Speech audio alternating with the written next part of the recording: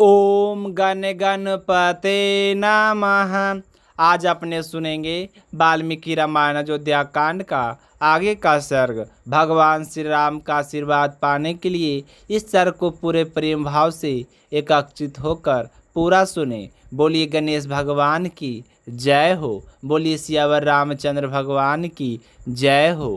हनुमान जी बाबा की जय हो। श्री राम दरबार की जय हो। जब सुमंत ने श्री राम का सुंदर भवन देखा जो कैलाश पर्वत के समान स्वत प्रभा से प्रकाशित हो रहा था, वह इंद्र भवन के समान दीप्तिमान था। उसका फाटक विशाल किवाड़ों से बंद था और उसके भीतर एक छोटा सा द्वार खुलता था। सैकड़ों वेदिकाएं उस भवन की शोभा बढ़ा रही थी। उसका मुख्य अग्र भाग सोने की देव प्रतिमाओं से अलंकृत था। उसके बाहर फाटक में मणि और मूंगे जड़े हुए थे। वह सारा भवन शरद ऋतु के बादलों की भांति श्वेत कांत से युक्त दीप्तिमान और मेरु पर्वत की कंदरा के समान शोभायमान था। स्वर्ण निर्मित पुष्पों की मालाओं के बीच पिरोई हुई बहुमूल्य मणियों से वह भवन सजाया गया था।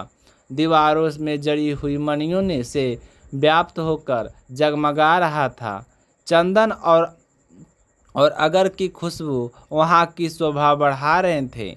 वह भवन माल्याचल के समर्पीवर्ती ददूर नामक चंदन गिरी शिखर की भांति सब ओर से मनोहर सुगंध बिखेर रहा था।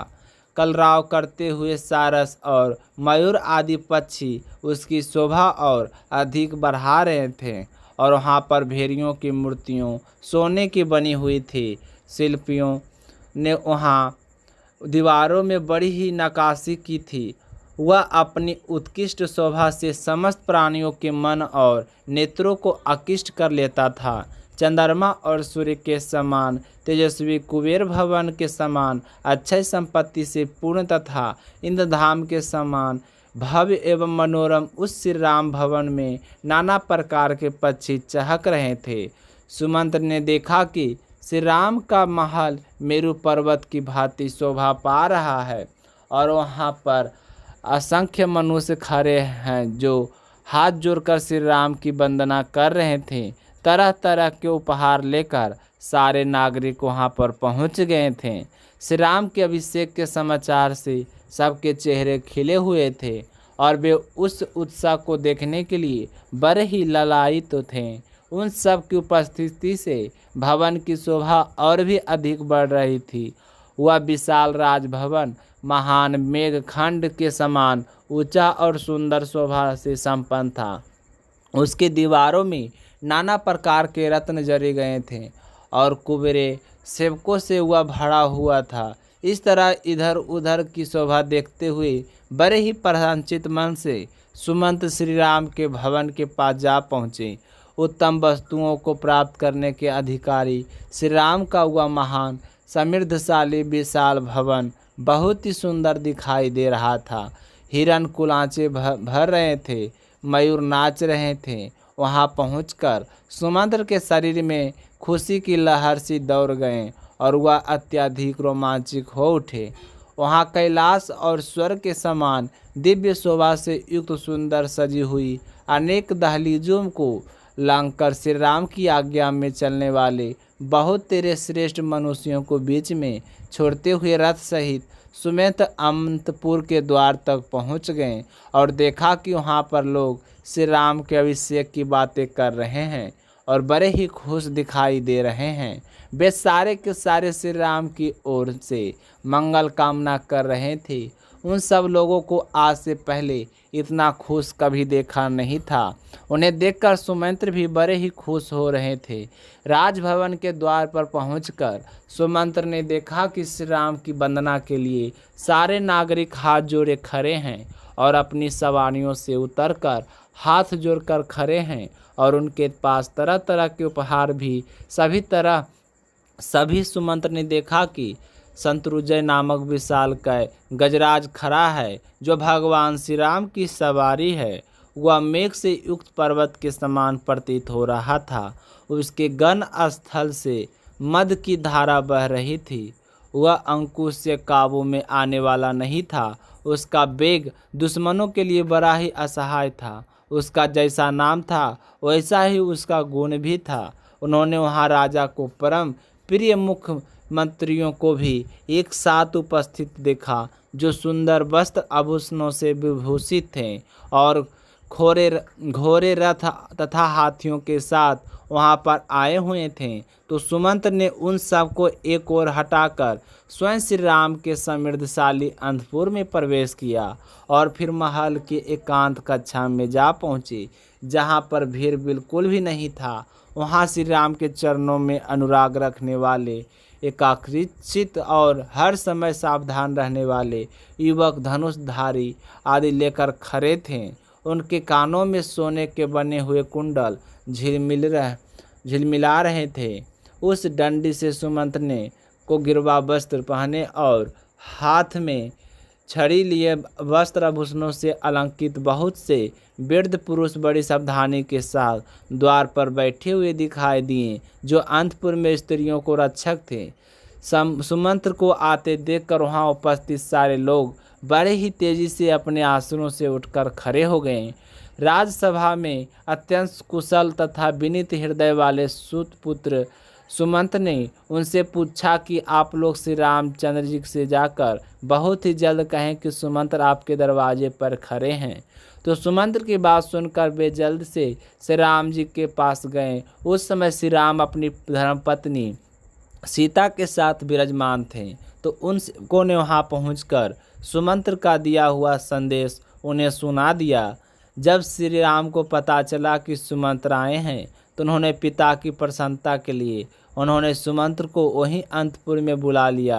अंतपुर में पहुंचकर सुमंत्र ने देखा कि श्री रामचंद्र जी वस्त्र आभूषणों से अलंकृत होकर कुबेर के समान लग रहे थे और बीछों से युक्त सोने के पलंग पर विराजमान हैं। दुश्मनों को संताप देने वाले रघुनाथ जी के श्री अंगों में बाढ़ा के रुधिर की भांति लाल पवित्र और सुगंधित उत्तम चंदन का लेप लगा हुआ है और देवी सीता उनके पास बैठकर अपने हाथों से चौवर डुला रही है। सीता जी के अत्यंत समीप बैठे हुए श्री रामचंद्र जी से संयुक्त चंद्रमा की भांति शोभा पा रहे थे।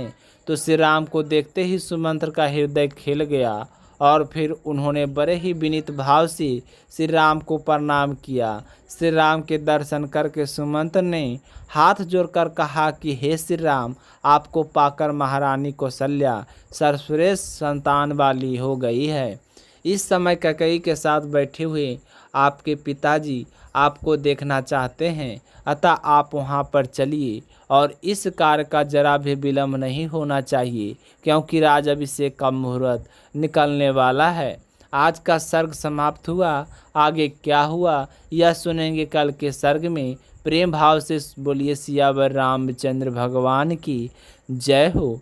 तो इसी सर्ग के साथ एक छोटी सी कहानी और सुनेंगे, क्योंकि कभी भी कहानी या सर्ग या कथा सुनने के बाद में अकेला नहीं सुनना चाहिए, उसके साथ एक कथा को जरूर सुननी चाहिए। तो अब हम सुनेंगे एक छोटी सी दूसरी कहानी, वो गणेश गजानंद की। बोलिए गणेश गजानंद की जय हो। एक समय की बात है, बूढ़ी माई के घर के पास एक सेठ जी का मकान बन रहा था। तब बूढ़ी माई मकान बनाने वाले मिस्त्री के पास जाकर बोली कि बेटा, मुझे पत्थर की मूर्ति बना दे, मैं गणेश जी की पूजा करती हूँ। मिट्टी का गणेश जी बनाती हूँ, पानी लगते ही वह तो गल जाता है, तो मैं तो बूढ़ी हो चली हूँ, मुझसे रोजाना गणेश जी की नहीं बनाया जाता है, इसलिए बेटा तू मेरे लिए एक पत्थर का गणेश जी बना दे। गणेश भगवान तेरी सारी मनोकामनाएं पूर्ण करेंगे। तो बूढ़ी माई की बात सुनकर मिस्त्री बोला कि हम तुम्हारे लिए मूर्ति गढ़ेंगे, उतनी देर में तो हम अपनी दीवार बना लेंगे।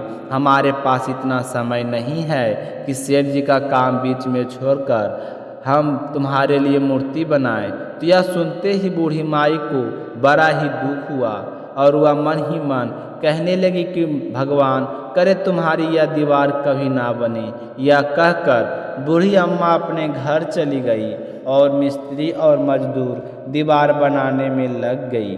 अब दीवार जैसे ही बनाई तो वह टेढ़ी हो जाए, तो दीवार को तोड़े, फिर से बनाए, फिर सीधी दीवार ना बने। इस तरह पूरा दिन एक ही दीवार को तोड़ते बनाते हुए शाम बीत गया।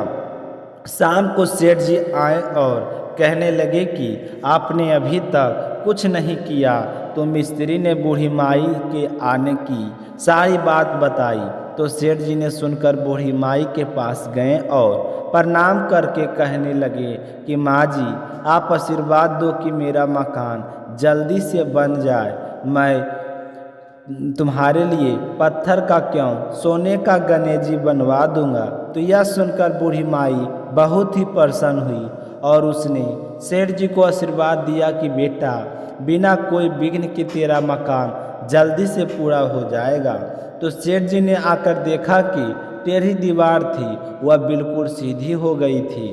तो वह यह गणेश जी का चमत्कार देखकर मिस्त्री और मजदूर सेठ जी सारे गणेश जी का जय जयकार करने लगे और सेठ जी ने जैसा कहा था वैसा ही किया। सोने का गणेश जी बनवाकर बूढ़ी माई को लाकर दे दिया। तो यह देखकर बूढ़ी अम्मा बहुत ही प्रसन्न हुई और सेठ जी के ढेरों दुआएं देने लगी। उसी दिन से सेठ जी भी गणेश जी की का पक्का भक्त बन गया और रोजाना सबसे पहले उठकर स्नान करता, फिर गणेश जी की पूजा करके अन्य कोई काम किया करता था। तो गणेश जी के आशीर्वाद से सेठ जी दिन चुगनी रात चौगुनी तरक्की करने लगे। बोलिए गणेश जी भगवान की जय हो।